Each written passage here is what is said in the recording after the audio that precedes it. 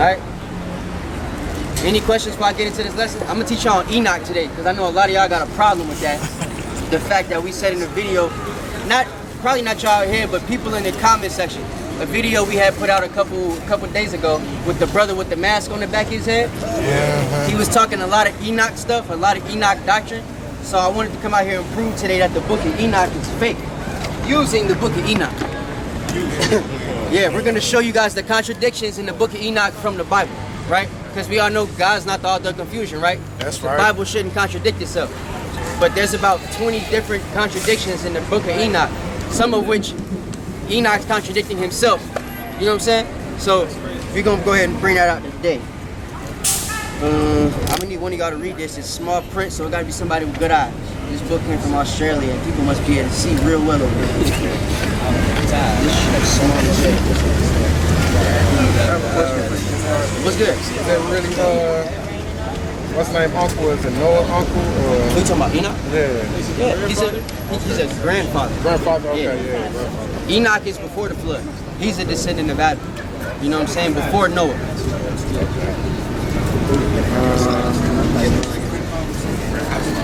Yeah, Enoch is around like the Mesopotamian time period. He was a Chaldean. You know what I'm saying? Straight from when because Abraham descends from the Chaldeans. The book of Judah chapter 5, I believe, tells you that. All of us descend from the Chaldeans. That's who we were before we were Israel. And Abraham left those people and went and followed what the Most High wanted him to do, right? He had faith in that. That's how we became Israel. You know what I'm saying? So, we're going to start with that. Let me see what I want first. I don't remember. Give me Jude chapter 1, verse 14. That's what it is. Because people seem to think that Enoch has a book, right? Because of what Jude said. And we're going to prove to you, based on a series of things, before we get into this, you don't got to read from there. It's going to be small. I want you to stay in Enoch. So go back to Enoch. Somebody give me Jude. It's only one chapter, verse 14. You got it? Go ahead, bring it up. This is the book of Jude. This is the book of Jude, verse 14. There you go.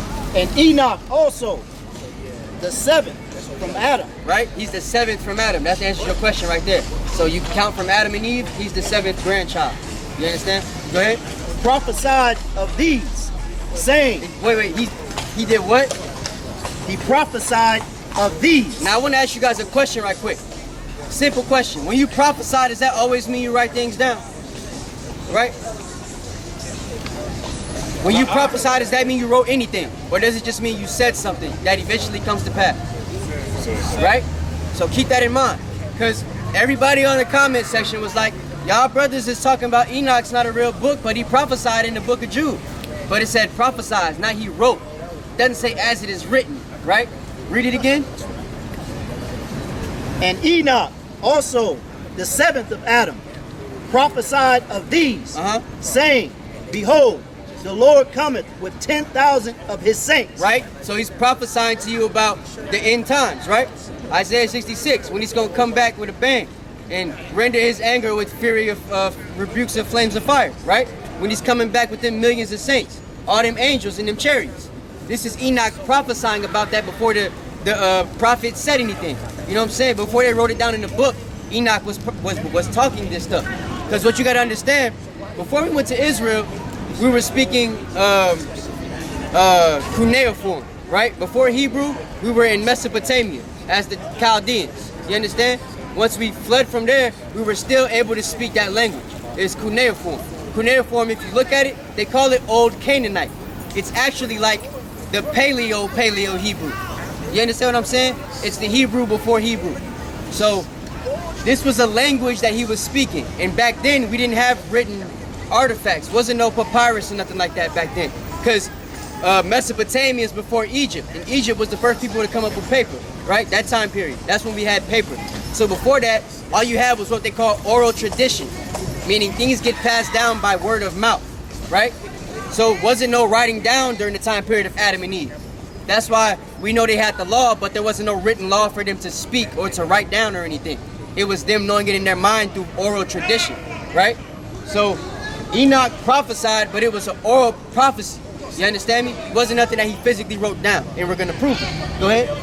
To execute judgment upon all, and to convince all that are ungodly among them, right, of all their ungodly deeds, which they have ungodly committed, and of all their hard speeches, which ungodly sinners have spoken against him. You can get Hosea chapter 1 right there. I mean Romans 9 and 13. So all that said was that he prophesied, right? And they told you the prophecy. He's prophesying to you about the end times. How Yahweh Shai is going to come back and render his anger against people, right? Same thing Isaiah said. Same thing a lot of the prophets in the Old Testament said. Jeremiah, Isaiah, you know, Hosea, Obadiah, all these different people. Prophets in the New Testament say the same thing, right? So he's prophesying these things. It wasn't nothing he physically wrote down. Because when things are written down in the Bible, it'll say as it is written, right? Or as it was spoken in the book of blah, blah, blah. You know what I'm saying? So read this right quick, Malachi chapter 1. I'm going to give you guys 3 examples. There's plenty more of this, but you're going to see a pattern on what it says when something was written and another prophet quoted what was written already, right? So if Enoch had a book he was quoting from, it would have said something like this. Go ahead. This is the book of Malachi, chapter 1, verse 1. The burden. No, start at verse 2. Verse 2. I have loved you, saith the Lord. Yet ye say, wherein hast thou loved us? Right? Was not Esau Jacob's brother? So we all know this, right? This is talking about Esau and Jacob. Go ahead. Saith the Lord, yet I loved Jacob, and I hated Esau. Right? He loved Jacob and he hated Esau, right? Now give me Romans chapter 9, verse 13. This is the book of Romans, chapter 9 and verse 13. As it is written, Jacob have I loved. It says what? Jacob. No. Before that? As it is written. So as it is written, right? Because it was written. He's about to quote what Malachi said. So it says as it is written. Go ahead. Jacob have I loved. Right? But Esau have I hated. That's the same quote, right? Malachi just said it. Where now has thou loved us? But Jacob have I loved and Esau has I hated, right? And then he goes into Romans and Paul says the same thing. But he says as it is written because Malachi wrote it first. He physically wrote it, right? Paul was able to, because it wasn't no book of Romans back when Paul was saying this stuff. So Paul's going into the book of Malachi like as it is written. You know what I'm saying? Jacob have I loved, but Esau have I hated. In the book of Jude, Jude didn't do that. He was telling them, he was writing down oral tradition. Something that Enoch orally said with his mouth, right? So let's get another example. Let's go to Romans 9, chapter 20. This is the book, Hosea 1 and 2. this is the book of Romans, chapter 9, verse 20. Go ahead. Nay, but, O man, who art thou that repliest against God? Right? Shall the thing formed say to him that formed it, why hast thou made me thus? So it's talking about, you know, the people that always ask questions like, why did the Most High make the white man or the Indian man or any of these people that ain't gonna make it to heaven, right? It's talking about that. Go ahead. Hath not the potter power over the clay? Don't the Most High have power to do whatever he want? Go ahead. Of the same lump to make one vessel unto honor and another unto dishonor? So can he say, I'm cool with the blacks, Hispanics, and Native Americans, they're the 12 tribes of Israel, but white people, African people, Arab people, Chinese and Japanese people, I give no ducks about. Go ahead. What if God, willing to show his wrath and to make his power known, endured with much long suffering the vessels of wrath fitted to destruction, and that he might make known and that he might make known the riches of his glory on the vessels of mercy, which he had afore prepared unto glory. Keep going. Even us, whom he hath called, not of the Jews only, but also of the Gentiles. Come on, here it go, the banger. And he saith also in OC. Wait, as he what? As he saith also in OC. So as he said also in Hosea, right? That's Hosea. So now he's about to quote something that Hosea said, right? Go ahead. I will call them my people. Right. Which were not my people. And her beloved, which was not beloved. And it shall come to pass that in the place where it was said unto them, ye are not my people, there shall they be called the children of the living God. Right? So, that's it. Go ahead, Hosea chapter 1 and 10. So now it said, what did it say? Oh, as he saith in Hosea, right? The reason he's able to say as he saith is because Hosea actually has a book that he's able to go back and quote from, right? That's right. So now he's going to open up the book of Hosea and say this. Go ahead. This is the book of Hosea, chapter 1 and verse 10. Come on. Yet the number of the children of Israel shall be as the sand of the sea, Right? which cannot be measured nor numbered. Bring it out. And it shall come to pass that in the place where it was said unto them, ye are not my people, Right?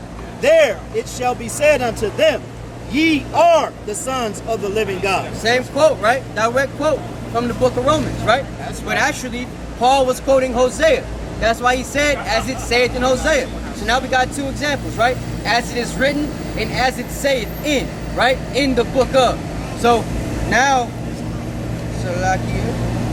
I want somebody. They can't hear me at all. I want Deuteronomy chapter 29, verse 4.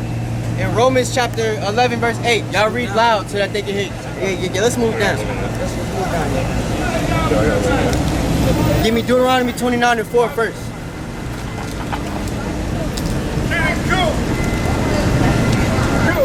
This is one for the people that we had earlier, right? That weren't really paying attention. That we kept having to reread the scriptures 50 times, but they didn't want to hear it. This is what the Most High said about them. Go ahead, Mark. This is the book of Deuteronomy, chapter 29 and verse 4. Bring it up. Yet the Lord hath not given you an heart to perceive, and eyes to see, and ears to hear, until this day. So he's saying that the Most High made them blind, stupid, and dumb, basically, to this day, right? Go ahead and read this. The book of Romans, chapter 11, verse 8. According as it is written. Wait, what? According as it is written. There it is again, because it was written in the book of Deuteronomy, right? Go ahead. God hath given them the spirit of slumber. Eyes that they should not see, and ears that they should not hear, unto this day. Right. So eyes that they can't see and ears that they can't hear to this very day, right? Dumb, stupid, and blind, right? So it's the same quote. As it is written. You understand me? So these are examples of different things that are written in the scriptures by other prophets that get quoted by certain prophets. They always tell you as it is written. Jude didn't say that. Jude said, and Enoch prophesied saying, right? Meaning he just told us that when Yahushua come back, this, that, and the other gonna happen. You understand what I'm saying? He didn't physically write a book. Now we're gonna go into the historical sense. Y'all could drop those. And we're gonna keep your Bibles though, because I'm gonna need y'all to show the contradictions. Now we're gonna read Enoch out of the Zondervan Bible Dictionary, right? A lot of y'all have this book. You use it to show that we're not Negroes from the, that we're Negroes and not from Ham. But for some reason, Israelites don't like to read this book for no other reason, right? They'll go to Enoch and tell you that Enoch is a book ordained by the Most High, but when you read the Zondervan Bible Dictionary, even the white man, because Zondervan is a cracker, right? He's an Edomite. Even the white man knows that this book isn't really what y'all think it is. So let's read it out of the Zondervan Bible Dictionary. Read that for me, please. Enoch, books of. Enoch, books of apocalyptic literature written by various authors. Written by who? Various authors. Written by Enoch. Written by various authors. So that's the first, that's strike one, right? Now I was telling you Enoch didn't even write all 4 or 8 or however many books of Enoch it is, because we don't know. They done made a bunch of book of Enochs, like they didn't add it on to the Maccabees, right? If you look into a Catholic Bible, it's like 20 books of Maccabees. But we only got like 2 in our Bible, right? So this is written by various authors. Go ahead. And circulated under the name of Enoch. And what? And circulated under the name of Enoch. So basically these authors came together, they made a bunch of fables and said, how can we make this book sell? We're going to circulate it under one of our prophets, Enoch, right? Because you're going to realize the people that did this is our people too. Who is it though? It's going to tell you specifically. Keep reading. First Enoch was written by the Chassidim. The Chasdim, right? They're a sect of the Pharisees. Anybody know who the Pharisees are? They're the people that hate Christ, right? The people we're not supposed to follow, right? So to throw you off from what Christ was saying, they're going to write a book of Enoch and put a whole nother doctrine in it. And then you're going to get confused when you read it, because Genesis is telling you that we had, sons of men that went into women. This is telling you that a bunch of angels came down and rebelled against God and got all these women pregnant, right? It's a contradiction. We're going to get into it. I'm going to show y'all that exact one. Go ahead. written by the CashApp, right? Written by Pharisees. Go ahead. or by the Pharisees between There it is. 163 and 63 BC. Okay, so 163 and 63 BC. This was written about 163 years before Yahushua came on the scene, right? So they're writing these books to throw you off because they know that when he gets here, it's going to be a problem. And they continue to write these books while he was on the scene. That's why certain books even contradict things he said, right? Certain things are in that book that, certain things are in the book of Enoch that didn't even exist when Enoch was alive. And we're going to prove that. Go ahead. It is the best source for development of the Jewish doctrine. Yeah, the what doctrine? The Jewish doctrine. Jewish with an ISH on it. The doctrine of the people that we supposed to be teaching we're not. That they're not us, right? But this is the main source for Jewish doctrine, right? Because the Jewish people don't really believe in the Bible. They don't even read it. They got the Talmud and the Kabbalah, right? If you read the Talmud and the Kabbalah, you'll realize that a lot of it doesn't contradict the book of Enoch. It actually follows it. But our brothers are teaching that the book of Enoch is a real book. How can it be a real book when it's the main source for Jewish doctrine, right? So you can drop that if that's it on that. Is it more? Yeah, that's fine. That's it. So now let's get some of these contradictions, right? Because at the end of the day, that's all that's going to really show you what's real and what's not. So go to Enoch, give me chapter 6, verse 1. And somebody go to Genesis chapter 6 and verse 1. As you'll see, we told you guys this is from the Pharisees, right? Pharisees had a book in 163 AD. Didn't have chapters and stuff in it, but when they put the chapters in the book of Enoch from these Pharisees, same type of people put the chapters in this book that we have right now, right? They talking about the giants in the same chapter, chapter 6 of Enoch and chapter 6 of Genesis. So I want y'all to just catch that. There's a lot of books in this thing. It's 99 books in the first book of Enoch. You understand? And that's just the first book. It's like 40. So we're gonna read 6. Yeah, 6 and 1. 6 and 1? Yep. That's it. This is the book of Enoch, chapter 6, verse 1. And I saw when the Lamb opened up of the seals, and I heard, as it were the noise of thunder, one of the 4 beasts. This is Revelation. I was about to say that don't sound like Enoch. Yeah, no, you gotta look at the right. The right is what it means. This is about Alright, now this is it right here. This one. Enoch chapter 6, verse 1. Go ahead. And it came to pass, when the children of men had multiplied, that in those days were born unto them beautiful and comely daughters. Right, now it said the children of men had multiplied and unto them were born comely daughters, right? Go ahead. And the angels, the children of heaven, right, saw and lusted after them. So now it's going to tell you that some angels that are supposed to follow the Most High, that can't even take earthly bodies, lusted after our beautiful women out here, right? And then they're going to come into them. Go ahead. And said to one another, Come, let us choose us wives from among the children of men. So now they're saying, come, let us rebel against the Most High, take earthly bodies and come and have sex with these women, right? Make children with them. Go ahead. And beget us children. Come on. Verse 3. And Simjaza, who was their leader, said unto them, I fear ye will not indeed agree to do this deed. So now he's going to say, I fear that y'all got too much obedience for the Most High, so y'all ain't going to agree to do this. Go ahead. And I alone shall have to pay the penalty of great sin. And when the Most High find out we rebelled against him, then I'm going to be the only one that has to pay for this sin. But mind you, the angels ain't supposed to rebel against the Most High, right? They're supposed to be completely obedient to him. Go ahead.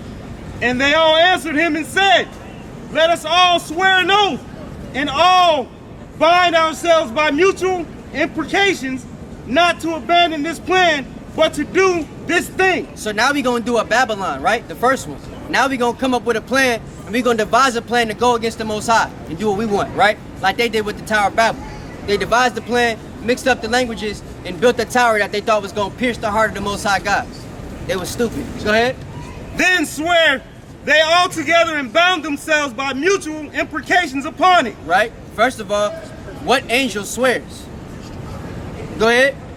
And they were in all 200 who descended in the days. So 200 angels descended and came down and rebelled against the Most High God, right? To impregnate a bunch of earthly women. Go ahead. Of Jared on the summit of Mount Hermon. And they called it Mount Hermon. Right. Because they had sworn and bound themselves by mutual imprecations upon it. So now the Pharisees are trying to say Mount Hermon in the Middle East is called Mount Hermon because this is the mountain that the angels descended on that wanted to rebel against the Most High God. Go ahead. And these are the names of their leaders. Semiazah. I don't need that. So now it's gonna name you the 10 chiefs of the angels that came down, right? It's like 10 chiefs of 200. We don't need their names because I don't even know if they exist for real. So now we're gonna get the book of Genesis, chapter 6, right? And this is the thing that confuses a lot of brothers because, well, we're gonna read it. Go ahead. This is the book of Genesis, chapter 6 and verse 1. Go ahead. And it came to pass when men began to multiply on the face of the earth. They started it the same way, right? They said when men began to multiply, right? They had daughters, right? Go ahead. And daughters were born unto them. Same thing, right? So the Pharisees are trying to quote it to make it sound like it really came from Enoch, right? Mind you, book of Genesis wasn't around during Enoch because Enoch is after Moses. So Moses would have been quoting this from Enoch if this was a real book, mind you. I mean, Enoch is before Moses, right? Moses is after Enoch. I don't know if I just said that. I think I mixed it up. Say it again, Daddy. Enoch is before Moses, okay? Moses wrote the book of Genesis. So this being a quote, chapter 6, would have been a quote from the book of Enoch. It doesn't say as it is written in Enoch, does it? No? Didn't I just give y'all 3 examples that if this was a real quote, it would have said that? Go ahead. That's strike 2. Come on. Verse 2. That the sons of God saw the daughters of men, that they were fair. Right? And they took them wives of all which they chose. And the Come on. And the Lord said, my spirit shall not always strive with man, for that he also is flesh. Notice, he's still calling them men. He ain't saying nothing about no angels, right? But this is where men get mixed up. Go ahead. Yet his days shall be 120 years. Come on. And they have limited life. Angels are supposed to be immortal, right? Who gonna kill an angel? Ain't no white man gonna kill the angels when they come back. They gonna be killing everybody. So if that's the case, then this book right here is also why Esau think he could start an army force in the sky that's gonna destroy Yahweh and the angels when they come back. Okay, that's what he's doing, Project Bluebeam and stuff, right? Go ahead. There were giants in the earth in those days. This is where y'all get mixed up, right? There were giants in the earth in those days. Come on, keep reading. And also after that, when the sons of God came in unto the daughters of men, right? And they bare children to them. Right, so Salaki, y'all are thinking when y'all read this and it says that, the big one is mine. When it says that there's angels, or I mean that there were giants in the land in that day, right? The reason y'all think that is because the book of Enoch is going to tell you in the chapter that we're going to get to that these angels came down and impregnated women and they had big children, right? So that's why brothers, when they come into the truth, they start trying to see if giants really existed. And then you get to finding out that they had people that was real big and stuff, right?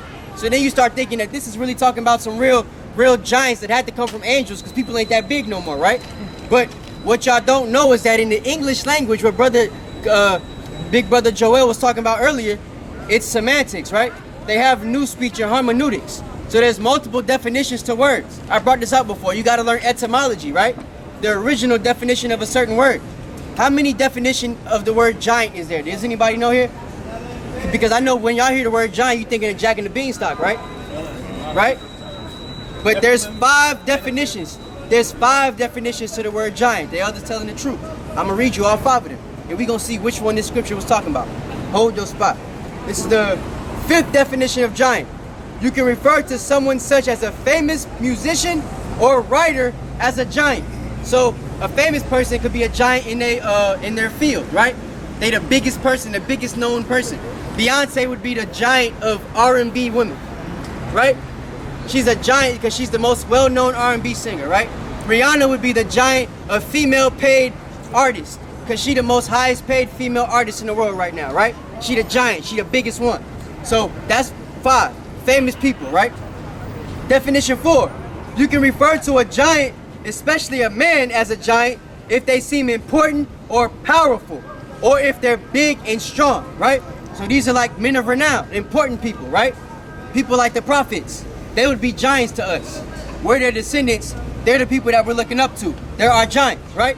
In this definition.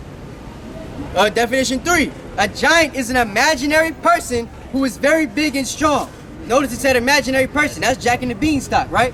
That's what they got y'all thinking when you think of giant, though, because that's what America likes to perpetrate as the definition, the main definition. Just like for human being, they want you to think everybody's a human being on the earth. When the etymological definition is that a human is a person of color, right? Hue meaning color, man meaning man. So a white man is excluded from that because he has not enough melanin in his skin to be known as a person of color, right? But now they've switched the definition to make human a main thing. Go ahead. Go ahead. Slaki, I got 2 more. Verse 2. Giant is often used to refer to any large and successful business, right? So Georgia State is a successful business. Coca-Cola is a successful business, right? Those are giants. Because there's smaller companies that are much smaller than those, right? They're not making as much money. They don't have as much revenue. They don't have as much employees. So those are giants. And the first one, something that is described as giant is much larger or more important than most others that fit its kind, right? So read what you got. Keep going. I gave you 5 definitions. Which one is it? Come on. The same became mighty men, right? Which were of old, men of renown. Oh, read that again. These giants were what? Men of renown. And mighty men, right? So that to me sounds like this definition 4. You can refer to someone as especially a man as a giant if they seem important or powerful. So it's trying to tell you that these men, these sons of God, these angels, because we're referred to as angels in the Bible, right? They're men of renown. They're the only chosen people of the Most High, right? They're the people that are chosen. They're the most important people on the earth, right? The earth was made for our sakes, right? Deuteronomy 7:6. We're above all people upon the face of the earth. That's right. Don't that make us the most important people? Right? So we're the men of renown here. It's us. Wasn't no angels coming from the sky with wings that took earthly form. They can't have sex with women. They probably don't even have the parts for it. You know what I'm saying? Because they wasn't made for that. They weren't made to reproduce. Go ahead. And God saw that the wickedness of men was great in the earth, and that every imagination of the thoughts of his heart was only evil continually. And notice, he's still talking about men. He's not speaking to you about angels, right? Or actual giants or some type of angelic spirit. He's talking to you about men in our spirit right now on the earth. We still the same rebellious people that was back then, right? Go ahead. And it repented the Lord that he had made man on the earth. Come on. And it grieved him at his heart. And the Lord said, I will destroy man, whom I have created from the face of the earth, both man and beast, and the creeping thing, and the fowls of the air. For it repenteth me that I have made them. Right. And then he's going to go into the flood, because that's how he's going to get rid of them, right? He's going to wash them all away. That's how it happened. So that's the third strike right there. This isn't talking about no giants, right? As in tall people. But we're going to expound on that right now. Go read verse 7, the very next chapter after verse 8. Go ahead. Enoch chapter 7 verse 1. Let's cut these giants. Come on. And all the others together with them took unto themselves wives. Right? So now these giants are taking wives, right? They done took wives. They done impregnated the women. Come on. And chose for himself one. Right? And they began to go into them and defile themselves. Right? Is that verse 2? No, read the verse 2. Yeah, keep going. With them. And they taught them charms and enchantments. Right? And the cutting of roots. So now they're trying to say that the angels taught these people things, right? Charms and enchantments. Sorcery. That's something we're not supposed to have nothing to do with. Hey, But shalom! Shalom! But the Pharisees would have no problem with that because they're the Pharisees, right? Go ahead. Just read verse 2. Read on. And the angels, verse 2, and they became pregnant, and Right. they bare great giants. So the women became pregnant and they bare great giants, right? Naturally, everybody that hear this is thinking they bared 7 feet people, right? And it's going to actually explain that. Go ahead. Whose height was 3,000 ells. Oh, 3,000 ells or what? Cells. That's a cubit, right? A cubit is like... A cubit is this. Yeah. So 3,000 of those, right? And that's equivalent to, I wrote it down, 600 feet tall, right? So 300 cubits is 600 feet tall. So these angels, right, that got regular bodies, because they could come down and look like brothers like us, right, when they take human form. They're not like the tallest men in the world when they come down, right? They look like us. So these regular men, or these regular looking men, are gonna have babies with women that look like this, and they gonna come out 600 feet tall. Right. If one of these women had a baby that was gonna be 600 feet tall, they would bust open before the baby's even 2 months old. Right. You understand what I'm saying? It wouldn't be possible for them to have the kid. Right. So that's logically not possible, right? So now we're gonna go to the book of Revelations to show a contradiction. Because the book of Revelation actually tells you how big the angel's gonna be when they get back in their angelic form. And it ain't no damn 600 feet. Read Revelations chapter 21, verse 17. Go ahead, bring it out. It's the book of Revelation, chapter 21, verse 17. Come on. And he measured the wall thereof, 144 cubits. Mind you, this is the same chapter that tells you about Jerusalem coming down, right? And the 12 gates, and the wall and all that stuff, right? So now he's telling you that these bouncers that we gonna have at them 12 gates, this is how big they're gonna be, because they're gonna be as big as the wall. You understand? So you're gonna be looking up at the wall like, yo, can I get in? And they're gonna be looking down at you like, is your name on the list? You know what I'm saying? And this is how big they're gonna be. Come on. According to the measure of a man that is of the angel. Right? So this is according to the measure of a man that is the angel. Go ahead. And the building of the wall of it was of jasper, and the city was pure gold. Oh wait, read that again. I got 17. Yeah, 17. Verse 17. And he measured the wall thereof, 144 cubits. So this wall, these angels that are standing the same height as the wall, it's going to be 144 cubits tall. This giant's supposed to be 300 cubits tall. This one says that the giants and the angels are 144 cubits, which is 288 feet, right? That's a big difference. 288 feet tall and 600 feet tall. You see the difference? So that can't be, there's a contradiction here. Enoch is trying to say that the giant's going to be 600 feet giants, but the book of Revelations that was revealed to him by Jesus Christ himself, right? This is John the Revelator writing this, right? But the revelation he got was 288 feet tall. You understand? So that's a contradiction. And it's still too big for one of these women to have, which is why you know that the definition of giant there was number 4, right? Men of renown. Same thing it actually said in the book of Genesis chapter 6, verse 7, right? Or 6, whichever verse it was. That these were men of renown, mighty men on the earth, right? So that's the same thing. So let's get one more, well, 2 more actually. Let's get Enoch chapter 13, verse 7. This is gonna be a big one. You don't even need the Bible for this because he's gonna contradict himself. Go ahead. Enoch chapter 13, verse 7. Bring it out. And I went off and sat down at the waters of Dan, in the land of Dan. Wait, what? He did what? And I went off and sat down at the waters of Dan. He sat at the waters of Dan, right? Does everybody know who Dan is? Oh, that's a good point. Does everybody know who Dan is? Dan is one of the forefathers of the 12 tribes, the tribe of Dan, right? The judges, right? Dan comes from Jacob, right? Which Jacob comes from Isaac, which Isaac comes from Abraham, right? Abraham comes from Noah, right? Which is all before Enoch. So how is Enoch, this before the flood? I mean after the flood. Enoch is before the flood. So how is Enoch sitting at the waters in the river of Dan if Dan is 3,000 years younger than him? That's right. Wasn't gonna be no river Dan. But you know what? The Pharisees that the Zondervan Bible told us wrote this book, they would know about the river Dan because they're one of Dan's kids. You understand me? It was made 163 years before, before Christ. So Dan had already existed and died. There's already a tribe of Dan there. There's already waters of Dan there. You understand? But when Enoch was alive and was supposed to have written his book, he didn't know who the heck Dan was gonna be. That's a great point. He didn't even know Jacob. Wasn't no 12 tribes yet. So that's strike 4. That's a good point. You understand? Let's get another one because we ain't done yet. Teach, huh? Let's get Enoch chapter 8 verse 1 and Genesis chapter 4 verse 22. Go ahead. Y'all gonna get all the contradictions of Enoch today, bro, because it's not a real book. Come on. Enoch chapter 8, verse 1. And Azazel taught men to make swords. So it says that an angel, right, Azazel, taught men to make swords, right? He taught them how to make weapons. Go ahead.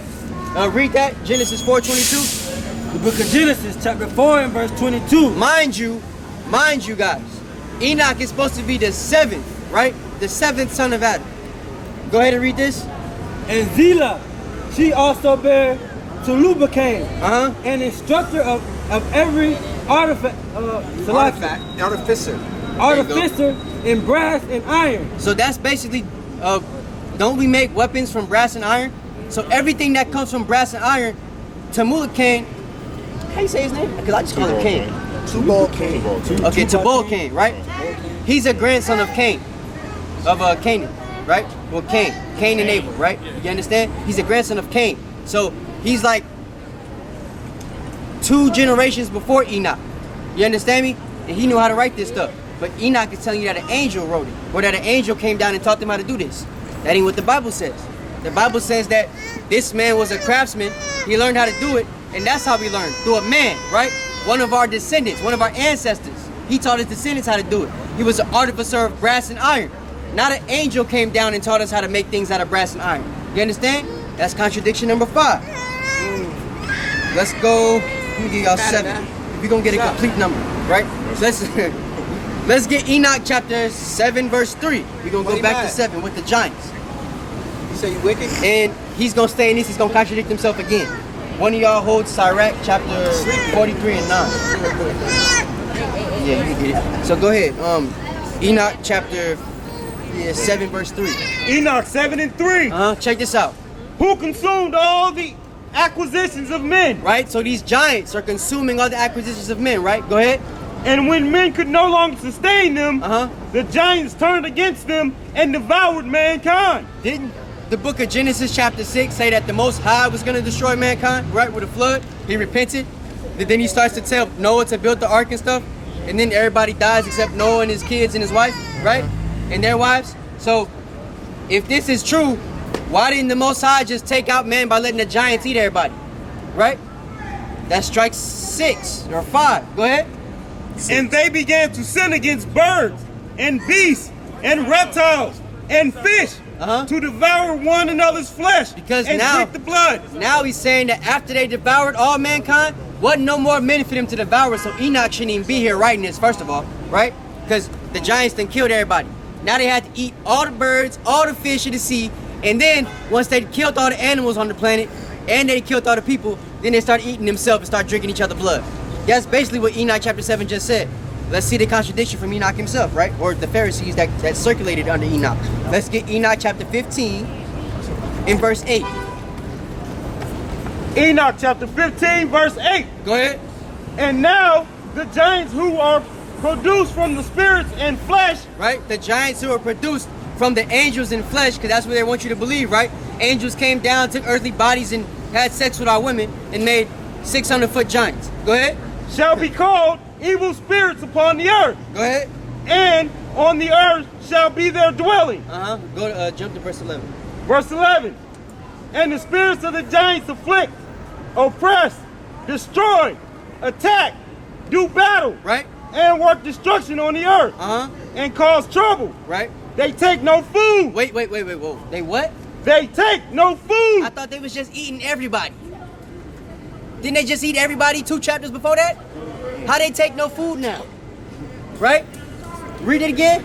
They take no food. Go ahead. And thirst. And so now they're not thirsty either? He just said that they ate all the men on the planet, right? They ate all the fish, all the animals of the sea and everything, all the animals on the planet, on the earth, and then they start eating each other. But now a couple chapters back, now the giants don't take no food and they don't thirst. Right? Contradiction number 7. Go ahead. And cause offenses. And these spirits shall rise up against the children of men and against the women. Right. Now let's get Enoch chapter 18 verse 15 and Sirach chapter 43 verse 9. Hold that.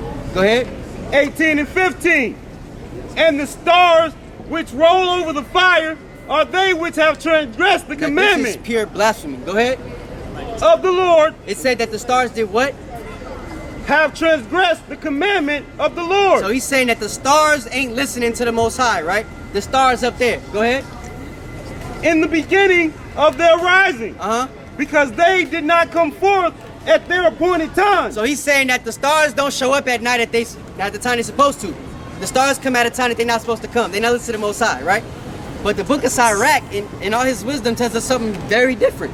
Go ahead and bring that out, Ak. This is the book of Sirach, chapter 43 and verse 9. Come on.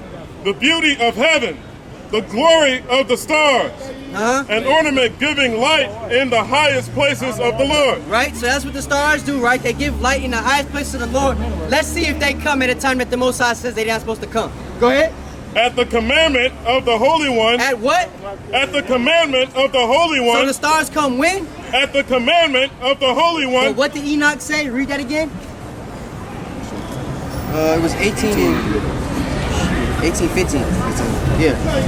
And the stars which rode over the fire are they which have transgressed the commandment of the Lord. Come on. In the beginning of their rising, because they did not come forth at their appointed time. So he's saying they don't come forth at the appointed time. But one more time, what did Sirach say?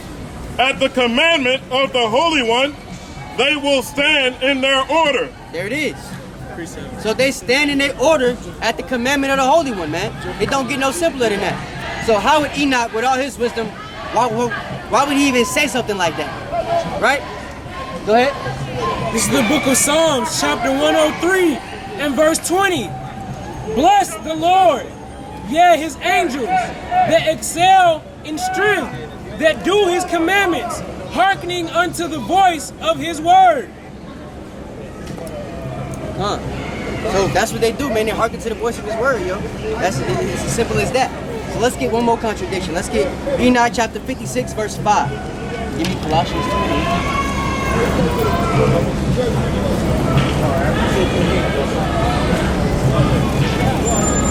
Oh, go ahead. This is the book of Enoch, chapter 56, verse 5. Last struggle of heathen powers against Israel. All right. And in those days, the angels shall return. Let's read that again. And in those days, the angels shall return and hurl themselves to the east upon the Corinthians and Medes. Upon the who? Corinthians and Medes. Now, I don't know how much history y'all know, but the Parthians and Medes are an empire, right? That's King Darius's people, right? The Parthians and Medes. Right. They're an empire that happened way, way, way after Enoch, right? I had them written down, but it got deleted. No, I was gonna tell y'all the exact time period. I think the Medes is like 288 BC or something, and the Parthians was like 183 AD or something like that, right? So one is BC, one is AD, but they both 3,000 years after the book of Enoch, right? 3,000 years after Enoch was dead. Not the book of Enoch. Right. I'm after the real person Enoch. So how was this book of Enoch writing about the Parthians and the Medes if wasn't no Parthians and Medes until 3,000 years after Enoch was in the soil? Because the author of the book of Enoch is from the time period as the Parthians and Medes. You understand? Because it was circulated under various authors from the time periods of 163 BC to like when Yahushua was around, which is AD. So they had all this time to put these books together, make a book out of whatever information they wanted to put in here. And now brothers from this time period that aren't doing their due diligence, learning history and stuff, they read things like this and they see Parthians and Medes and they're like, damn, Enoch was smart. He prophesying about the Parthians and Medes. But read it again because he said exactly when the Parthians and Medes were going to get there. Go ahead. That's a specific prophecy. Go ahead. And in those days the angels shall return and hurl themselves to the east upon the Parthians and Medes. They shall stir up the kings so that a spirit of unrest shall come upon them. Right. So he's telling you that that's what the prophet's going to do, right? They're going to make it hard for the Parthians and Medes, right? So if that's the case, how does he even know that's going to happen, yo? If he's not around during that time period, it don't make no sense. How is he going to know something that ain't going to come to pass for 3,000 years later? The name Parthian and Mede don't even exist. Ain't no King Darius or King Cyrus yet, right? Ain't even Israel yet. We not even in captivity, bro. You understand? So how is he even writing about this stuff? From where he's sitting, like, we're going to have a good life. We the only chosen people on the planet. We the only ones with law, right? We living good. All the people are under us. It's the dark ages. You feel what I'm saying?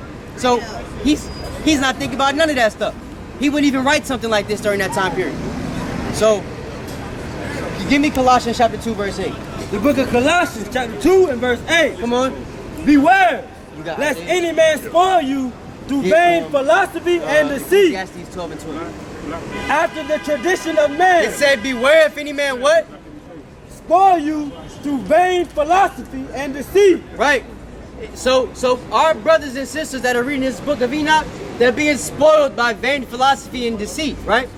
Because they're learning something that ain't real, but they're taking it as, well, it's a book.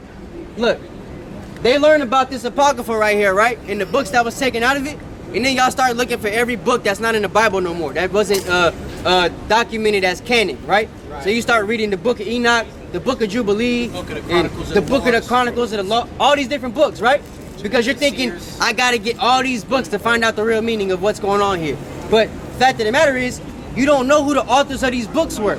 And you're not doing your due diligence to find out who the authors of these books were. Because if you was, you wouldn't be talking about Enoch. It's in a dictionary that tells you he didn't write it.